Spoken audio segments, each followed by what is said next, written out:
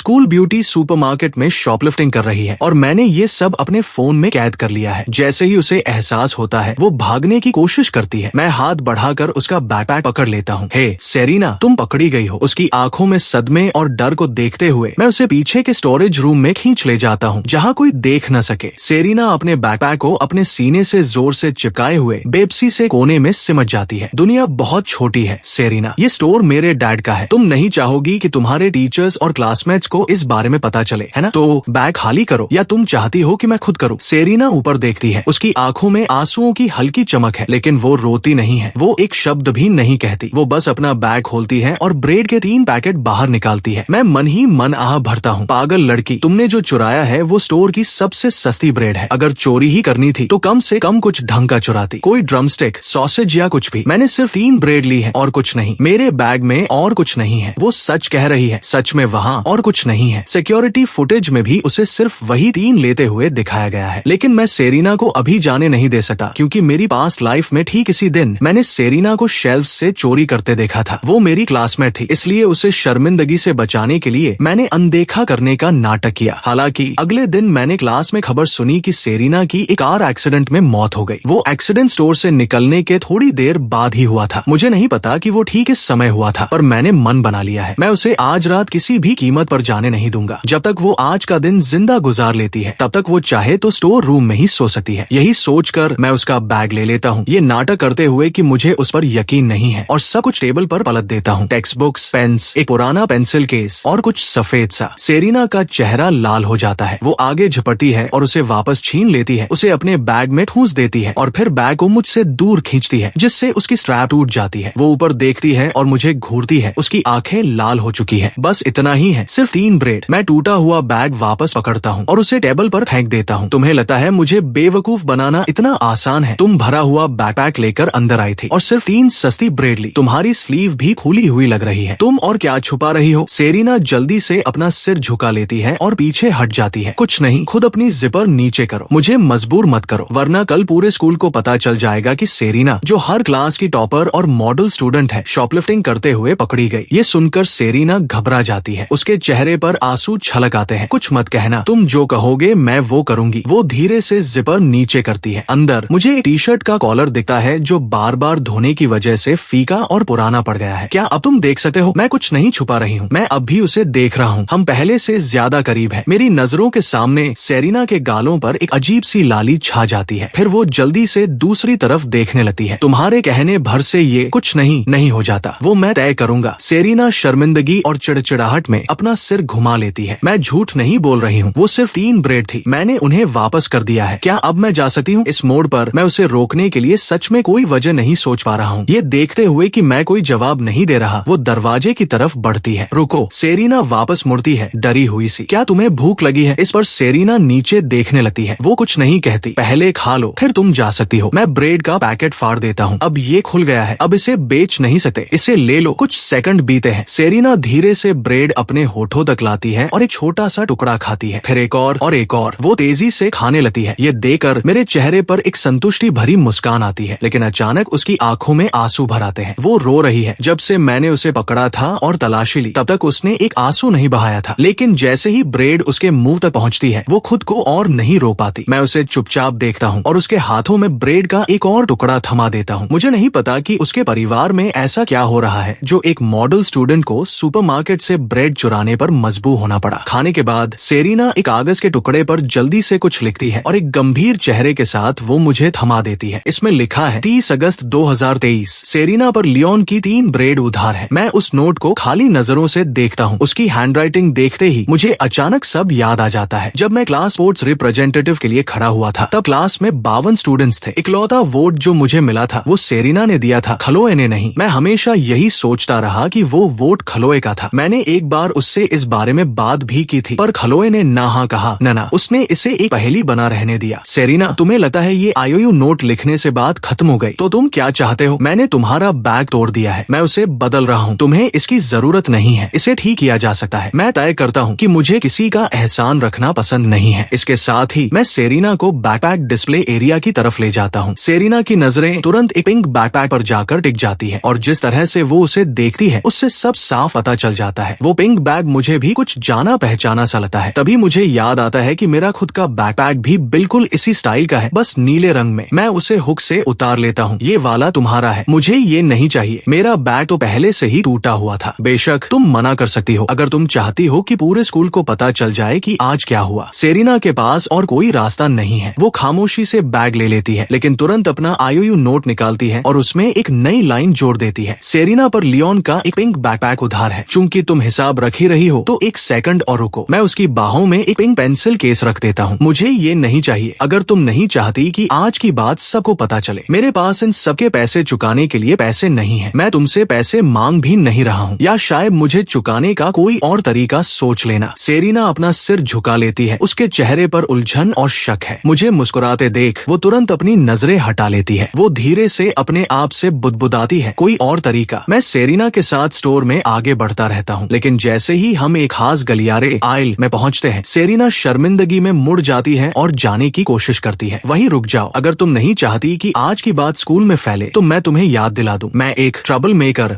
और मुझ जैसे लोगों की कोई सीमा नहीं होती। मुझे ये नहीं चाहिए, सच में नहीं चाहिए। इसे रख लो, ये सब उधार में गिना जाएगा। सेरेना आखिरकार मान जाती है। ठीक है, अब तुम जा सकती हो। घर जाते समय ट्रैफिक का ध्यान रखना, सही सलामत पहुंचना। कल स्कूल वैसे ही आना जैसे रोज आती हो। जब तक तुम ढंग से रहोगी मैं ऐसा दिखावा करूंगा जैसे आज कुछ हुआ ही नहीं, समझी? सेरेना को समझ नहीं आता कि मैं ये सब क्यों कह रहा हूँ, लेकिन उसे इतना पता है कि इसके पीछे मेरी कोई बुरी नियत नहीं है। तभी क्लोई अपनी दो सहेलियों के साथ अंदर आती है। हे, बस एक सेकंड यहाँ रुको, मैं सेरेना से कहता हूँ। वाह लियोन, खुद को तो देखो, अब तुम सेरेना से बातें करने लगे हो। मुझे बताओ तुम्हें कौन ज्यादा सुंदर लगती है, ये या मैं उसे खाली नजरों से देखता हूँ। क्लोई, क्या सच में तुम्हारे क्लासमेट की फैमिली का सुपरमार्केट है? ये तो बहुत बड़ा है। बिल्कुल, जाओ जो मन करे ले लो, पैसे देने की कोई जरूरत नहीं है। क्लोई की बात सुनकर वो दोनों लड़कियां पीछे नहीं हटी। वो शेल्फ से अपनी पसंद की चीजें चुनने लगती है। जल्द ही वो ढेर सारे चिप्स और स्नैक्स लेकर खुशी खुशी वापस आती है। वो सारा सामान चेकआउट काउंटर पर ढेर कर देती है। इसके 500 युआन हुए। क्लोई ने कहा था कि हमें पैसे देने की जरूरत नहीं है। लियोन, तुम्हारा क्या मतलब है? क्या तुम यहाँ शॉपिंग के लिए नहीं हो? ये तो बस कुछ स्नैक्स है, ये ज्यादा तो नहीं है ना? ज्यादा नहीं है तो तुम इनके पैसे दे सकती हो, है ना? सेरेना हैरानी से ये सब देख रही है। उसे महसूस होता है कि आज मैं कुछ बदला हुआ सा हूँ। क्लोई एकदम सुन्न पड़ जाती है। फिर उसके दिमाग में एक ख्याल आता है, क्या ये इसलिए है क्योंकि तुमने कल मुझे मॉल में ब्रैड के साथ देखा था? लियोन, उससे मिलना बस एक इत्तेफाक था। तुम इतने छोटे दिल के क्यों बन रहे हो? इसका इस बात से क्या लेना देना? जो सामान लिया है उसके पैसे देना तो मामूली बात है। सेरेना, क्या तुम्हें ऐसा नहीं लगता? सेरेना अपना सिर दूसरी तरफ घुमा लेती है। उसे लगता है कि उसका इस बात में पड़ना ठीक नहीं। जाने दो क्लोई, हमें वैसे भी उतनी भूख नहीं थी। लियोन, तुम इसके लिए पछताओगे। इसके साथ ही क्लोई अपनी सहेलियों के साथ जाने के लिए मुड़ती है। वहीं रुक जाओ, सब कुछ वहीं वापस रखो जहाँ से उठाया था, वरना तुम्हें याद दिलाना पड़ेगा कि मैं क्या कर सकता हूँ। उसकी दोनों सहेलियों ने स्कूल में मेरी बदनामी के किस्से सुन रखे थे, इसलिए वो जल्दी जल्दी सारा सामान वापस रखने लगती है। जैसे ही काम खत्म होता है वो क्लोई के पास भागती है। क्लोई, चलो यहाँ से चलते हैं। लियोन, मैं आज के लिए तुम्हें कभी माफ नहीं करूंगी। सेरेना मेरे बगल में खड़ी है और ये सब देख रही है। उसे इस सब को समझने में थोड़ा समय लगता है। पिछले साल जब मैं क्लास स्पोर्ट्स रिप्रेजेंटेटिव के लिए खड़ा हुआ था तब मुझे वोट देने के लिए शुक्रिया। सेरेना, उसका चेहरा एकदम से बदल जाता है, जैसे उसे इसकी उम्मीद ही न हो। कुछ ही सेकंड में उसका चेहरा लाल हो जाता है और वो लगभग भागते हुए दरवाजे से बाहर निकल जाती है। धीरे चलो, ठीक से चलो, सड़क पर मत भागो वरना कल तुम्हारी शिकायत स्कूल में कर दूंगा। सेरेना उलझन में पीछे मुड़कर देखती है पर फिर भी अपनी रफ्तार धीमी कर लेती है। अगली सुबह मैं सीधे क्लास के दरवाजे पर पहुंचता हूं और देखता हूं कि सेरेना अपनी सीट पर सुरक्षित बैठी है। उसे कुछ नहीं हुआ। मुझे इतनी राहत मिलती है कि मेरे मुंह से शब्द नहीं निकल रहे। सेरेना मुझे घूरते हुए देखती है और उसके गाल गुलाबी हो जाते हैं। वो अपना सिर दूसरी तरफ घुमा लेती है। लियोन, तुम्हें क्या लगता है स्कूल के पहले ही दिन लेट आ रहे हो? जाकर बैठो, तुमसे मैं बाद में निपटूंगी। जी मिस शॉ। सेरेना, अगर पीछे बैठने से देखने में दिक्कत हो रही है तो बस एक बार कह दो, मैं तुम्हें आगे शिफ्ट कर दूंगी। बिल्कुल नहीं, मुझे एतराज है। मैं बीच में बोल पड़ता हूँ। तुम्हें एतराज है? लियोन, तुम खुद को समझते क्या हो? सीटें ग्रेड्स के हिसाब से दी जाती है। सेरेना का पिछला फाइनल एग्जाम सिर्फ फैमिली इमरजेंसी की वजह से छूट गया था। तुम्हें सच में लगा कि तुम जैसा नीचे से सेकंड आने वाला लड़का कभी उसके बगल में बैठेगा? मैं चेतावनी दे रही हूँ, क्लास के दौरान उसे परेशान मत करना। अगर मैंने तुम्हें पकड़ लिया तो तुम पूरे स्कूल के सामने स्टेज पर खड़े होगे। इसकी जरूरत नहीं पड़ेगी मिस शॉ। मैं मंथली एग्जाम में अपनी सीट खुद कमा लूंगा। ठीक है, ठीक है। सेरेना, तुम हिम्मत मत हारना। अगर लियोन तुम्हें परेशान करे तो मुझे बताना। परेशानी किसे कहते हैं? मैं हाथ बढ़ाकर सेरेना की बाह पर उंगली मारता हूँ। पोक, क्या ये परेशानी में गिना जाएगा? उसके गाल तुरंत लाल हो जाते हैं। वो झटके से अपना सिर दूसरी तरफ घुमा लेती है। मैं गर्मा गर्म स्टीम्ड पोक बंस का एक बैग निकालता हूँ और सेरिना की तरफ बढ़ाता हूँ। ब्रेक में इन्हें खा लेना, पेट भर लो अपना। मुझे ये नहीं चाहिए। तुम्हारी हिम्मत कैसे हुई मना करने की? क्या तुम चाहती हो कि मैं? मेरी आधी अधूरी धमकी पर सेरिना आज्ञाकारी बनकर बंस ले लेती है और अपनी उन खूबसूरत आंखों से मुझे एक ऐसी नजर देती है जिसमें चिड़चिड़ाहट और बेबसी दोनों है। ये हुई ना बात, बस वैसा ही करो जैसा कहा जाए। वक्त बीता है और आखिरकार घंटी बजती है। सेरिना, वो बंस खा लो, मुझे भूख नहीं है। तो मुझे बताओ, क्या तुमने नाश्ता किया था? मैं नाश्ता नहीं करती, अभी खाओ, मेरा सब्र मत आजमाओ। सेरिना मेरी तरफ देखती है, फिर हिचकिचाते हुए एक बन अपने होठों तक ले जाती है और छोटा सा टुकड़ा काटी है। जैसे ही उसका स्वाद उसे मिलता है, उसकी आंखें चमक उठती है और पूरा बन सेकंडों में खत्म हो जाता है। मैं चुपचाप संतुष्टि के साथ उसे देखता हूँ। दूसरा खत्म करने के बाद बैग में 2 और बचे हैं। सेरिना उन्हें देखती है, एक पल के लिए हिचकिचाती है और फिर चुपचाप उन्हें अंदर रख देती है। मेरा पेट भर गया है, बाकी मैं लंच में खाऊंगी। मैंने कहा, इन्हें खाओ, बहाने बनाना बंद करो। सेरिना मुझे घूरती है। एक पल के लिए लगता है जैसे वो पलटकर जवाब देगी। वो अब भी मुझे घूर रही है। ऐसे ही घूरती रहो और मैं। उसके चेहरे के भाव कोमल हो जाते हैं, जैसे वो कोई मासूम सी विनती कर रही हो, और वो चुपचाप तीसरा बन खाने लगती है। उसी पल खलोए क्लास में आती है। आज मौसम कितना अच्छा है, ट्रैक पर टहलने के लिए एकदम सही है ना लियोन, बाहर आओ, मुझे तुमसे बात करनी है। खलोए मुड़कर जाने लगती है। उसे पूरा यकीन है कि मैं उसके पीछे आऊंगा, लेकिन जब वो पीछे मुड़कर देखती है तो वहाँ कोई नहीं होता। मैं अब भी अपनी सीट पर हूँ। लियोन, बहुत हुआ, अब तुम हद पार कर रहे हो। मैंने क्या किया? अगर कुछ कहना है तो यही कहो, मैं कहीं नहीं जा रहा। चलो ना, मेरे साथ कैफेटेरिया में लंच करो। सॉरी, मैं पढ़ाई कर रहा हूँ। मैं अपनी जगह से नहीं हिलता। क्लोई की दाल नहीं गलती। वो हार मानकर अपने लंच ग्रू के साथ चली जाती है। दोपहर तक क्लास में सिर्फ मैं और सेरिना बचे हैं। मैं खुद ये देखना चाहता हूँ, सेरिना हमेशा कैफेटेरिया इतनी देर से क्यों जाती है? वो असल में क्या खाती है, या फिर वो कुछ खाती भी है या नहीं? सेरिना शांति से अपनी डेस्क पर बैठी सुबह का असाइनमेंट कर रही है। उसे शायद एहसास भी नहीं है कि क्लास में सिर्फ हम दोनों हैं। इंतजार करते करते मेरी आंख लग जाती है। सेरिना मुड़कर देखती है और पाती है कि मैं गहरी नींद में हूँ और मेरे मुंह के कोने से लार ड्रूल टपक रही है। वो मुझे कुछ खोई खोई सी नजरों से देखती है। दरअसल उसका एक राज है जो कोई नहीं जानता। वो मुझे मिडिल स्कूल से जानती है। उसकी यादें मुझसे जुड़े पलों से भरी पड़ी है, लेकिन वो ये भी अच्छी तरह जानती है कि मुझे उनमें से कुछ भी याद नहीं है। शायद मैंने कभी उसे नोटिस तक नहीं किया था, पर कोई बात नहीं, उसे सब याद है। थोड़ी देर चुपचाप बैठने के बाद वो क्लास से बाहर निकल जाती है। ये उसके लंच का रोज का समय है। जब तक वो कैफेटेरिया पहुंचती है, बाकी सब लोग का खाना खाकर जा चुके होते हैं। कैफेटेरिया लगभग खाली है। ओह, तुम फिर आ गई। मैंने कितनी बार कहा है कि अगली बार जल्दी आया करो। जब भी तुम इस वक्त आती हो, सारा खाना खत्म हो चुका होता है। शोरबे ब्रॉथ के अलावा कुछ नहीं बचा। कोई बात नहीं, सादा चावल ठीक है। देखो, तुम समझती नहीं हो, वो पूरी ग्रेड की टॉपर है। देर से आने का मतलब है कि वो पढ़ाई कर रही थी। उसे देखो, किसी पेंटिंग जैसी सुंदर है और ऊपर से इतनी होशियार। अगर मेरा बेटा इसका आधा भी होता तो मैं खुश हो जाता। रुको, मैं तुम्हें थोड़े एक्स्ट्रा चावल दे देती हूँ और उस पर थोड़ा मीट का शोरबा डाल देती हूँ। बस 50 सेंट दे दो। शुक्रिया। अपना मील कार्ड स्वाइप करने के बाद सेरिना अपना बैलेंस देखती है। 5 युआन और 20 सेंट। उसके लिए एक वक्त के खाने के 50 सेंट देना भी बहुत बड़ी बात है। इसी बीच क्लासरूम में मेरी आंख अचानक खुलती है। मैं लगभग आधे घंटे से सोया हुआ था। अब कैफेटेरिया में कुछ भी बचने का सवाल ही नहीं उठता। फिर भी मैं वहाँ भागकर जाता हूँ। बेटा, इस वक्त तो यहाँ सिर्फ सादे चावल ही बचे हैं। चावल ही ठीक है। वैसे क्या मुझसे पहले यहाँ कोई लड़की आई थी? वो काफी सुंदर है और उसके बाल लंबे हैं। ओह, मैं उस लड़की को जानती हूँ। वो हमेशा देर तक पढ़ाई करती है। जब भी वो आती है, सिर्फ सादे चावल ही बचे होते हैं। मैं अपने चावल के लिए 2 युआन स्वाइप करता हूँ। मैं थोड़ा हैरान हूँ, ये बहुत सस्ता है। उसी दोपहर पे क्लास में मैं अपने क्लासमेट्स के साथ बास्केटबॉल खेल रहा हूँ। पे क्लास के हर फ्री पीरियड में सेरिना अपनी टेक्स्ट बुक लेकर एक ही जगह बैठती है और चोरी छिपे मुझे बास्केटबॉल खेलते हुए देखती है। बास्केटबॉल खेलने वाले हर लड़के का सपना होता है डंक मारना। जब मैं एक जबरदस्त स्लैम डंक मारता हूँ तो सेरिना अपनी खूबसूरत और हैरान आंखों से मुझे देखती है। बाकी लड़कों के भी होश उड़ जाते हैं। मैं खुद भी थोड़ा हैरान हूँ। कल दोबारा जन्म लेने के बाद से मैंने नोटिस किया है कि मैं ज्यादा ताकतवर हो गया हूँ। वो डंक तो बिना कोशिश किए ही हो गया। क्या यह दोबारा मौका मिलने के साथ मिला कोई बोनस है? मैं सेरिना की तरफ देखता हूँ। अचानक हमारी आंखें मिल जाती है। वो तुरंत अपनी किताब उठाकर अपना चेहरा छुपा लेती है, जैसे कुछ याद कर रही हो। लियोन, वो बहुत कूल था। मैं क्लो को एक बेरुखी भरी नजर देता हूँ और मुंह फेर लेता हूँ। ब्रैड, जो क्लास प्रेसिडेंट है, खलोए की तारीफ सुन लेता है और चिढ़कर मुझे देखता है। कोर्ट पर मुझे कोई नहीं हरा सकता। लियोन, क्या मेरे साथ 1-on-1 खेलोगे? जब ब्रैड अपनी डींगे हाँक रहा होता है, तभी मेरी नजर किनारे पर पड़ती है। सेरीना जमीन पर गिरी हुई है, उसका चेहरा दर्द से खिंचा हुआ है और उसने अपना दाहिना टखना एंकल कसकर पकड़ा हुआ है। मैं पास खड़ी एक लड़की से पूछता हूँ, क्या हुआ? शायद मैंने एक लड़की को सेरीना को पीछे से धक्का देते देखा और सेरीना गिर गई। वो लड़की कैसी दिखती थी? कौन सी क्लास की है? मैंने ठीक से नहीं देखा। मैं सेरीना के पास जाता हूँ। चलो बैठो, मैं तुम्हें नर्स के ऑफिस ले जा रहा हूँ। सेरीना धीरे से उठती है और मुझे घूरती है। किसका इंतजार कर रही हो? बैठो। मैं उसे अपनी पीठ पर उठाता हूँ और नर्स के ऑफिस की तरफ चल देता हूँ। उसके चेहरे पर एक धीमी सी मुस्कान खिल जाती है जो बसंत की धूप जैसी गर्म है। तुम्हें किसने धक्का दिया? क्या तुमने देखा? मैंने नहीं देखा। कोई अंदाजा कि वो कौन हो सकता है? नहीं, तुम डर रही हो कि मैं उनके पीछे जाऊंगा, है ना? नहीं, ऐसी बात नहीं। ठीक है, तुम जीती। मैं हार मानता हूँ। जल्द ही हम नर्स के ऑफिस पहुँच जाते हैं। मैं उसे पीठ पर लिए इधर उधर घूमता हूँ पर वहाँ कोई नर्स नहीं दिखती। मैं सेरीना को बिस्तर पर बिठाता हूँ। तुम क्या कर रहे हो? देख रहा हूँ कि मोच आई है या हड्डी खिसकी है। तुम्हें सच में ये सब आता है? जाहिर है, अपने गाँव में मैं बुजुर्गों की हड्डियाँ बैठाया करता था। लग रहा है कि कुछ गंभीर नहीं है, बस मामूली मोच है, सूजन भी नहीं है। थोड़ा सा मेडिकेटेड ऑयल लगाओगी और तुम ठीक हो जाओगी। फिर मैं सेरीना का दाहिना पैर उठाकर अपने घुटने पर रखता हूँ ताकि तेल लगा सकूं। लेकिन अगले ही पल सेरीना अपना पैर पीछे खींच लेती है। मैं खुद कर लूंगी। वो मुड़कर खुद तेल लगाने लगती है। जब वो काम खत्म कर लेती है तो नर्स के ऑफिस से बाहर निकल जाती है। मैं उसे समझाने की कोशिश करते हुए पीछे पीछे आता हूँ। वो सिर झुकाए मुझे अनदेखा करते हुए आगे चलती रहती है। अब तक स्कूल की छुट्टी हो चुकी है। सेरीना कहती है कि वो क्लासरूम में पढ़ाई करने जा रही है। मैं उसे जाने देता हूँ और खुद स्कूल के गेट की तरफ बढ़ जाता हूँ। लेकिन जब मैं अपनी साइकिल लेकर गेट पर पहुँचता हूँ तो मैं सेरीना के टखने के बारे में सोचना बंद नहीं कर पाता। वो आखिर रहती कहाँ है? क्या वो दूर है? क्या वो पूरे रास्ते लंगड़ाते हुए घर जाएगी? शायद मुझे उसे छोड़ देना चाहिए। दूसरी तरफ क्लासरूम खाली है और सेरीना पढ़ाई नहीं कर रही है। वो क्लास में सबसे आगे है, प्लेटफॉर्म पर लंगड़ाते हुए चल रही है, हाथ में डस्टर लिए अपने पंजों के बल खड़ी होकर ब्लैक बोर्ड का एक एक शब्द मिटा रही है। मेरी नजर बोर्ड के कोने में लिखी ड्यूटी लिस्ट पर पड़ती है। वहाँ लिखा है ब्लैक बोर्ड और प्लेटफॉर्म लियोन। तभी सेरीना मुझे दरवाजे पर खड़ा देख लेती है। वो ऐसे चौंक जाती है जैसे उसे कुछ गलत करते हुए पकड़ लिया गया हो और तुरंत पीछे हट जाती है। तुम्हारे टखने में चोट लगी है, चलो मैं तुम्हें घर छोड़ देता हूँ। मुझे इसकी जरूरत नहीं है। तो तुम रहती कहाँ हो? क्या वो दूर है? दूर नहीं है। मैं उसे ऐसी नजर से देखता हूँ जिसका मतलब है कि मुझे उसकी बात पर यकीन नहीं है। सेरीना सफाई खत्म करती है और तेजी से मेरे पास से निकल जाती है। मैं अपनी साइकिल लेकर स्कूल गेट तक उसके साथ साथ चलता हूँ। आओ, मुझे छोड़ने दो। सच में मैं ठीक हूँ। अगर मेरे डैड ने किसी अजनबी लड़के को मुझे छोड़ते हुए देखा तो वो ठीक है, फिर घर सावधानी से जाना। सेरीना। सेरीना के चेहरे पर एक दुर्लभ मुस्कान आती है। कल मिलते हैं। मैं तब तक देखता रहता हूँ जब तक मुझे यकीन नहीं हो जाता कि वो ठीक से चल रही है। तभी मुझे चैन मिलता है। घर पहुँचते ही मेरी मुलाकात डैड से होती है जो बाहर जा रहे हैं। डैड, आप कहाँ जा रहे हैं? मिसेस वाइट का पोता हुआ है तो वो काम छोड़कर घर चली गई है। स्टोर में लोगों की कमी है। डैड, अगर आपको किसी की जरूरत है तो मैं एक क्लासमेट को जानता हूँ जो अप्लाई कर सकती है। क्या बात बनेगी? जरूर, उसे कभी भी इंटरव्यू के लिए ले आना। अब मुझे रोको मत, मुझे स्टोर पहुँचना है। मॉम, मैं आ गया। मेरी छोटी बहन कहाँ है? तुम्हारे आने से पहले ही हमने उसे डांटा है। क्या हुआ? वो नंबर 65 मिडिल स्कूल के बाहर उस मंदबुद्धि आदमी के साथ बहुत ज्यादा वक्त बिता रही है। मेरी छोटी बहन गुस्से में बाहर आती है। अंकल स्ट्रैप्स बुरे इंसान नहीं है और फिर पैर पटती हुई अपने कमरे में चली जाती है। अपनी बहन के मुंह से उन्हें अंकल स्ट्रैप्स कहते सुन मुझे अचानक एक पुरानी बात याद आती है। मैं भी नंबर 65 मिडिल स्कूल में ही पढ़ा था और अंकल स्ट्रैप्स तब भी गेट के बाहर वैसे ही बैठा करते थे। बाकी बच्चे अंकल स्ट्रैप्स को बहुत चिढ़ाते थे। हर बार जब मैं दखल देता तो मैं उन्हें डांट कर भगा देता था। मुझे उसी स्कूल की एक लड़की भी याद है जो बिल्कुल मेरी तरह उनका साथ देती थी। मुझे उसका नाम कभी पता नहीं चला। बस इतना याद है कि उसके बाल लंबे और उलझे हुए थे और उसका चेहरा लगभग बालों के पीछे छिपा रहता था। लेकिन जब भी अंकल स्ट्रैप्स उसे देखते वो हमेशा मुस्कुराते थे। मॉम, मुझे लगता है छोटी बहन को डांटने से पहले आपको पूरी कहानी सुननी चाहिए। मैं आपको एक सीक्रेट बताता हूँ। जब मैं मिडिल स्कूल में था तो मेरे भी अंकल स्ट्रैप्स से काफी अच्छे ताल्लुक थे। सच में, बिल्कुल, वो बहुत दयालु है। उन्होंने कभी किसी को चोट नहीं पहुँचाई पर बहुत से बच्चे उन्हें परेशान करते थे, इसलिए मैंने कई बार उनका बचाव किया। देखा, अंकल स्ट्रैप्स अच्छे इंसान है। और आज लंच में मैंने एक बहुत प्यारी लड़की को उन्हें खाना खिलाते और उनका साथ देते देखा। मुझे तुम पर गर्व है, लेकिन अगर कभी ऐसी बात हो जो तुम अकेले न संभाल सको तो तुरंत मुझे बताना, मैं वहाँ पहुँच जाऊंगी। समझ गए? समझ गया। अगले दिन पहला पीरियड बायोलॉजी का है। इस मोड़ पर लेक्चर सुनना मेरे किसी काम का नहीं है। मेरी पढ़ाई की नींव इतनी कमजोर है कि लेक्चर सुनना किसी विदेशी भाषा को सुनने जैसा लगता है। तो कुछ ही देर में मैं सो जाता हूँ। सेरीना मेरी तरफ देखती है, फिर चुपचाप बचे हुए 2 बंद बंस निकालकर अपने प्लास्टिक लंच बॉक्स में रख लेती है जो वो घर से लाई थी। मैंने ये सब नोटिस किया, बस कुछ बोला नहीं। करीब 10 मिनट बाद मेरी नींद खुलती है। सेरिना मुझे हिलते हुए देखती है और तुरंत मेरी तरफ मुड़ती है। उसका चेहरा अजीब तरह से संजीदा और घबराया हुआ है। मैंने बिना पूछे तुम्हारे 2 बंस खा लिए। तो क्या हुआ? तुम मुझे रिपोर्ट क्यों दे रही हो? सेरिना शर्मिंदगी से अपना सिर झुका लेती है। वो उतनी ही तेजी से वापस मुड़ जाती है। उसका चेहरा शर्म से लाल हो रहा है। मैंने आज तक किसी को झूठ बोलते हुए इतना प्यारा लगते नहीं देखा। एक नॉर्मल हार्ट रेट 60 से 90 धड़कन प्रति मिनट के बीच होती है। वैसे क्या किसी को पता है कि लाई डिटेक्टर कैसे काम करता है? पल्स रेट उन खास चीजों में से एक है जिसे ये मापता है। अब अपने साथ वाले पार्टनर के साथ इसे ट्राई करें, एक दूसरे की पल्स चेक करें। ये सुनते ही मैं तुरंत चौकन्ना हो जाता हूँ। सेरिना पूरी तरह अलर्ट हो जाती है। उसकी नजरें मुझ पर टिकी है। तुम मुझे ऐसे क्यों देख रही हो? क्या मैं तुम्हें डराता हूँ? अपना हाथ दो, मुझे तुम्हारी पल्स चेक करने दो। नहीं, क्यों नहीं? क्या तुम कुछ छुपा रही हो? बस हाथ दो। नहीं मतलब नहीं। ठीक है, फिर मैं तुम्हारी धड़कन सुनूंगा। हम काफी देर तक बहस करते रहते हैं और आखिर में किसी की भी पल्स चेक नहीं हो पाती। सुबह की क्लास खत्म होती है और लंच का समय हो जाता है। क्लोई एक बार फिर मेरे पास आती है। लियोन, आज तो तुम मेरे साथ लंच कर सकते हो ना? नहीं, मैं पढ़ाई कर रहा हूँ। ये अच्छे स्टूडेंट होने का नाटक बंद करो। तुम्हारे जैसे ग्रेड्स के साथ भला पढ़ने के लिए है ही क्या? तुम ये सब बस मुझे चिढ़ाने के लिए कर रहे हो, है ना? अगर तुम अपनी भलाई चाहती हो तो यहाँ से चली जाओ। मुझे तुम्हें जाने के लिए कहने पर मजबूर मत करो। मेरी बात सुनकर ऐसा लगता है जैसे खलोए बस रोने ही वाली है। उसकी सहेली दौड़कर आती है और उसे खींच कर ले जाती है। चलो भी, इसके मुंह क्यों लग रही हो? जैसे ही क्लास खाली होती है फिर से सिर्फ मैं और सेरिना रह जाते हैं। एक पल के लिए सेरिना मुझे मुड़कर देखती है और पाती है कि मैं सच में पढ़ाई कर रहा हूँ। मुझमें ये बदलाव देखकर वो अपने होंठ सिकोड़कर मुस्कुरा देती है। लेकिन अगले ही पल जैसे ही मैं उसकी तरफ देखता हूँ, सेरिना तुरंत अपनी नजरें फेर लेती है। वक्त बीता जा रहा है। जब सेरिना के लंच का समय होता है तो वो कैफेटेरिया जाने के लिए खड़ी होती है और मैं आलस से अंगड़ाई लेता हूँ। वाह, काफी अच्छी पढ़ाई हो गई। शर्त लगा सकता हूँ कि अब तक कैफेटेरिया में कुछ नहीं बचा होगा। सेरिना मुझे अनदेखा करती है और खामोशी से निकल जाती है। मैं भी आराम से उसके पीछे पीछे चल देता हूँ। कैफेटेरिया काउंटर पर लेडी सेरिना से सादे चावल के लिए 50 सेंट लेती है, पर मुझसे वो 2 युआन मांगती है, जिससे मैं सच में उलझन में पड़ जाता हूँ। मैं सेरिना के बगल वाली सीट पर जाकर बैठ जाता हूँ। फिर मैं अपना बैग खोलता हूँ और सुपरमार्केट से लाए स्नैक्स का ढेर टेबल पर लगा देता हूँ। हाँ, मुझे पता था कि वहाँ कुछ नहीं बचेगा, इसलिए मैं पूरी तैयारी के साथ आया था। मैं ड्रमस्टिक, ब्रेस्ड एग और सॉसेज के पैकेट फाड़ता हूँ और उन्हें अपनी ट्रे में सजा देता हूँ। अजीब है, आज मुझे ज्यादा भूख नहीं है। शायद आजकल मैं ये सब कुछ ज्यादा ही खाने लगा हूँ। मैं सेरिना की तरफ देखता हूँ, उसकी ट्रे अपनी तरफ खींचता हूँ और अपनी भरी हुई ट्रे उसके सामने कर देता हूँ। चलो आज अदलाबदली करते हैं। सेरिना मुझे हैरान होकर देखती है। वो विरोध करने के लिए अपना मुंह खोलती ही है कि मैं उसकी तरफ इशारा करता हूँ और तुम्हें पता है ना फिर क्या होगा। सेरिना काफी देर तक मुझे देखती रहती है, फिर वो अपना मुंह बंद कर लेती है और कुछ नहीं कहती। वैसे मेरे फैमिली सुपरमार्केट में शाम की शिफ्ट के लिए एक कैशियर की जरूरत है। इसे अपना ऑफिशियल जॉब ऑफर समझो। तुम्हें काम पर रख लिया गया है। अगर तुमने शिकायत या मना करने की हिम्मत की तो तुम देखोगी कि मैं क्या कर सकता हूँ। समझी ना? कोई शिकायत नहीं, मैं ये काम करूंगी। बहुत अच्छे। मैं उसे एक संतुष्ट भरी नजर देता हूँ। सेरिना जो मन ही मन खुश है अपना सिर झुकाकर खाने लगती है। फिर वो अपना लंच बॉक्स निकालती है। वो नहीं चाहती कि मैं अंदर रखे वो बंस देखूं, इसलिए वो उसे टेबल के नीचे अपनी गोद में रखती है। फिर वो ट्रे से बचा हुआ चावल, ड्रमस्टिक, अंडा और सॉसेज उस लंच बॉक्स में डाल देती है। ये तुम क्या कर रही हो? अपने डैड के लिए ले जा रही हूँ। मुझे ऐसा महसूस होता है जैसे मैंने कुछ ऐसा सुन लिया है जिसे मैं समझ नहीं पा रहा। रुको, तुम्हारा मतलब है कि तुम अभी स्कूल छोड़कर ये उनके पास ले जाओगी? मुझे कुछ समझ नहीं आ रहा। सच कहूँ तो मुझे सेरिना के पिता से काफी समय से चिढ़ हो रही थी। एक ऐसा आदमी जो अपनी बेटी को सुपरमार्केट से ब्रेड चुराने दे और ऊपर से ये उम्मीद रखे कि वो स्कूल से उसके लिए खाना लाएगी। ये कैसा मामला है? मुझे माफ कर दो। तुम माफी क्यों मांग रही हो? मेरा पेट भर गया है। खाने के लिए शुक्रिया, सच में। रुको, मैं ये नहीं कह रहा कि तुम उनके लिए नहीं ले जा सकती। बस पहले ये ड्रमस्टिक खुद खा लो, ठीक है? बाकी उन्हें दे देना। मैं सच में और नहीं खा सकती। ठीक